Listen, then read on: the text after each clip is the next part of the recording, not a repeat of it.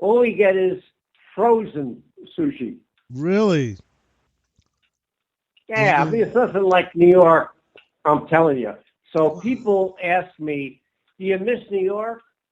And I say, well, yeah, but not really. Because, we have Danny's here, as you know. Dan came from New York. He's sitting with me here and encouraged me to once again chat with you guys. And it's so delightful to do that. It is. It's really nice. It's my pleasure. So I have to be very careful what I say. Remember what I said about Snowden. But all I can tell you is Hillary's got to be the next president of the United States. Well, for the sake of has to be. For the sake of the country. On many levels. How about Bernie? What do you think of him? What's that? How about Bernie?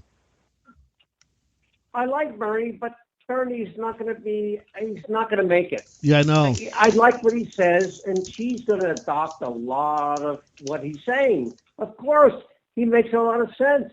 Yes, he does. Absolutely. He makes a lot of sense, but we're talking about who can win. He ain't going to win. Yeah, I know. He ain't going to win. I had that conversation with my cousin who lives in Florida, and, because he knows that I'm a big Bernie fan. And my cousin, like you, voted or is voting for Hillary. I mean, I'll vote for Hillary in November, no doubt about it. But yeah, I think what he's saying I think it's very important. He's absolutely right about several things, but some of the things are not realistic. Like, who's going to pay for tuition for free colleges? Come on, it's not really realistic. Well, somebody it's idealistic, but not practical. Don, I have to tell you, somebody brought up a very good question about that.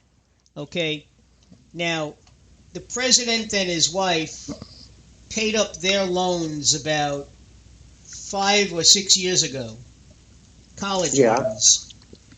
The person who was questioning, or who I was talking to, said, what are you going to do with adults who are in their 30s and 40s who are still paying college loans? Right. Where do they fall into this? Are they now exempt from paying those loans, or is it only the young people now? How are you going to... And there really is no answer. That's a great question. It's a very, very good question. A very good issue. I don't know. I don't know the answer to that. You know what?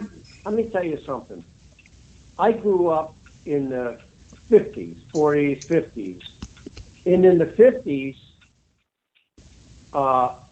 I ended up going to graduate school based on not only the GI Bill, but also on federal grants, both to the University of Colorado, both to the University of Cincinnati, where I am here now.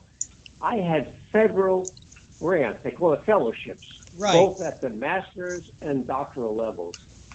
Guess what? With the GI Bill, when I finally got my doctorate, I know I'm not bragging here, I just want to make a point. My point is, when I finished getting my doctorate at Yeshiva University, in New York, Yeshiva University, Don Monaco, ex-Catholic, when I got my doctorate at Yeshiva University, I owed nothing. When I got my doctorate, I owed zip.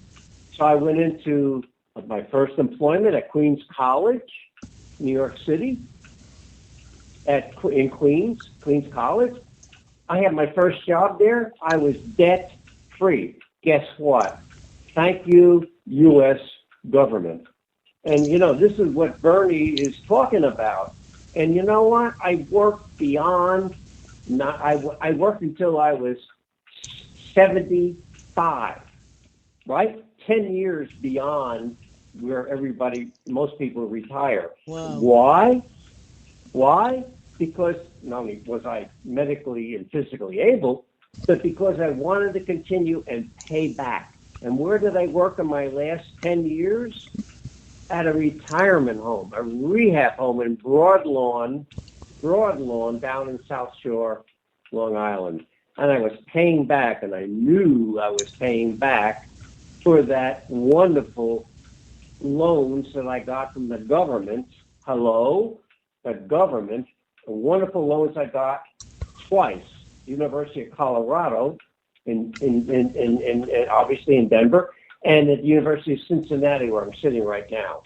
So don't tell me Bernie doesn't have a good point. I paid back, and I paid back because I was happy to do that. But you didn't really have anything to pay back. You just paid back. No, he's using that as a figure of speech. I know, so you paid back society. Was what I you paid did. back, right?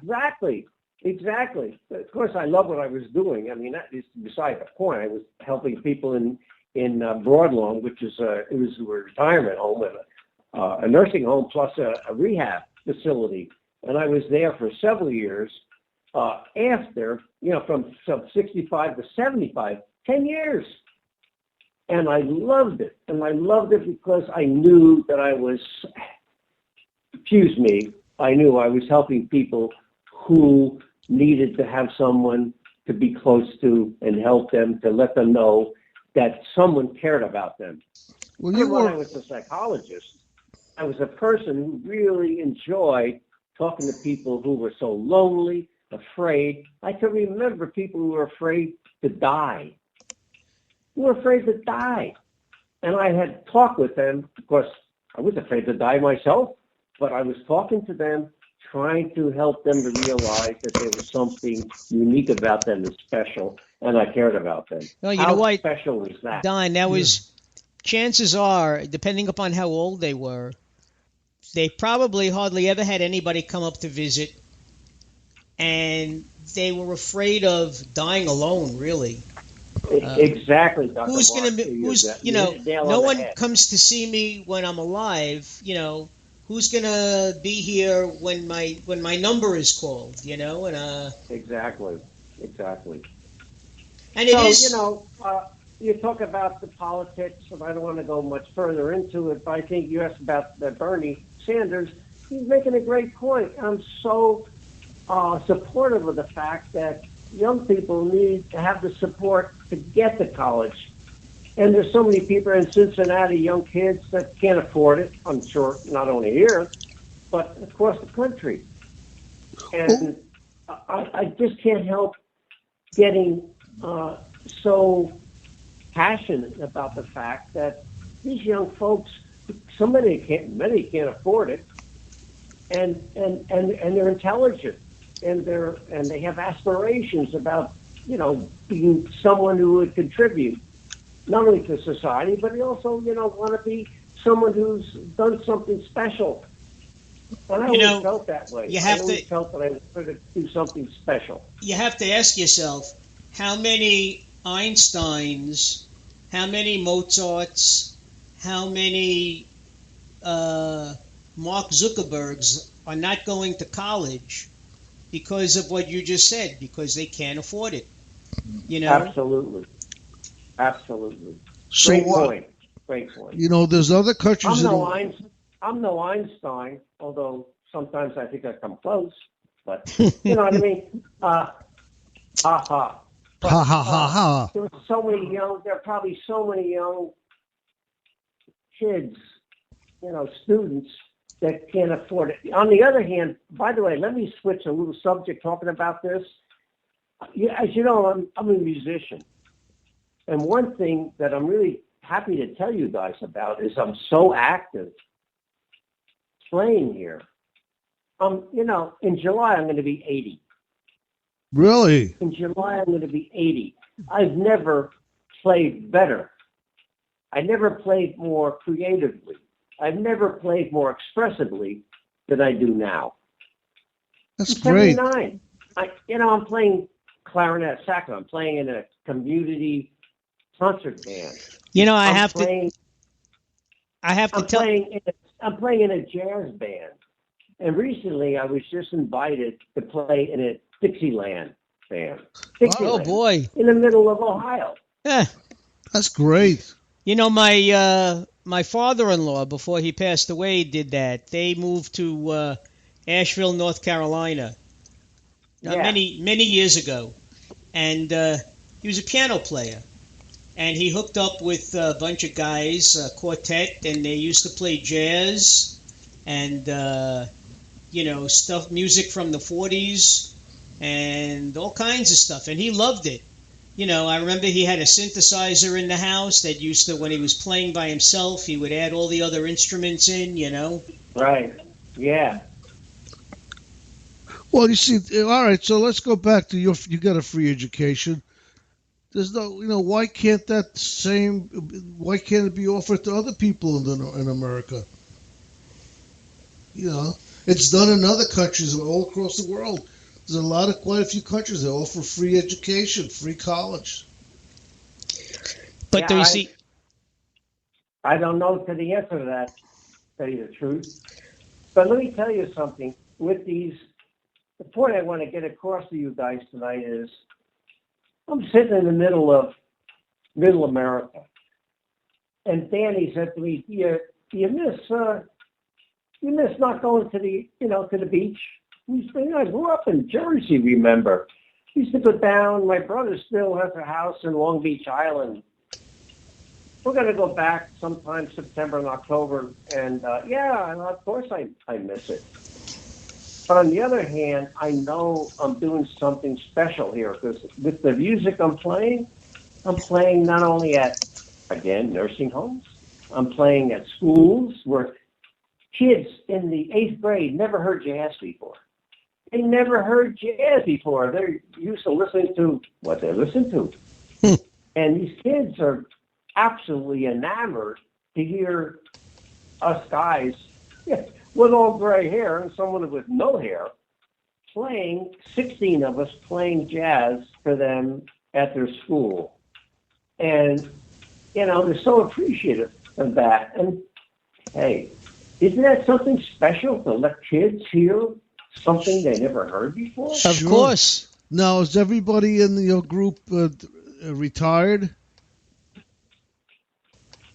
Yeah, basically everybody in the Dixieland band, in the community band, and the jazz band I play in, we're basically volunteer. We're not getting paid. And you think I know. Getting paid. We're not getting paid. No, it's all volunteer. And some of them are young students, but most of us, over 65. But let me tell you something. There's some wonderful musicians out here. I go along boasting with a great humility, like, I'm from New York.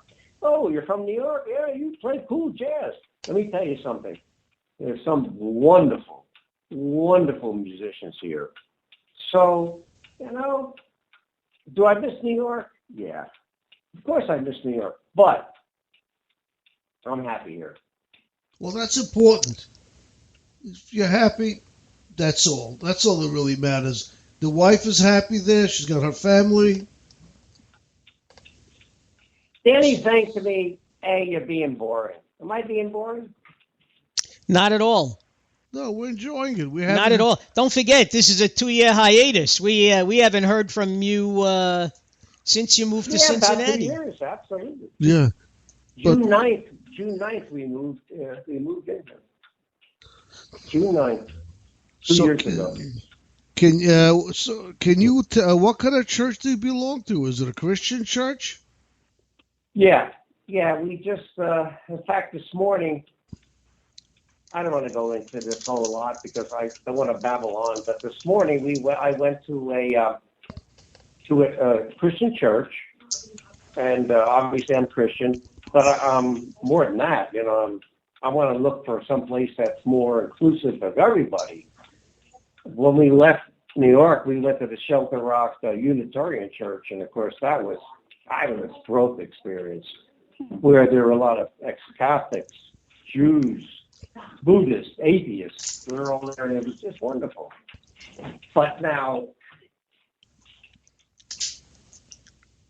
everybody's saying I'm talking too much. You are not.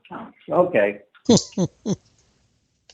I got a peanut gallery here. Everybody's saying I'm babbling on. So I'll stop right there. Well, you're doing fine. Tell me what you guys are doing. I'm talking about me. I don't know what you guys been up to. Well, as I said, Marc, what have you been doing? Well, I'll speak first. We've been, as Marc was telling you before, we've had a gentleman who's a born-again Christian, and you were asking what that is. Yeah. He believes